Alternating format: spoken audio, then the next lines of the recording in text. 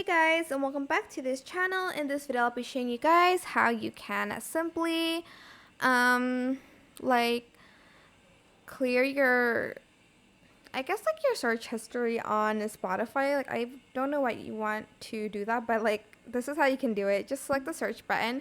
You can delete it like one by one by pressing like the X button here on the songs or the playlist or the artist you searched, or you can select show all and delete it by pressing just clear recent searches, and it's going to delete all of the stuff you've searched for on Spotify. And that is basically it. I hope this tutorial was helpful for you guys. Don't forget to like, comment, share, and also subscribe to this channel if you haven't done that already.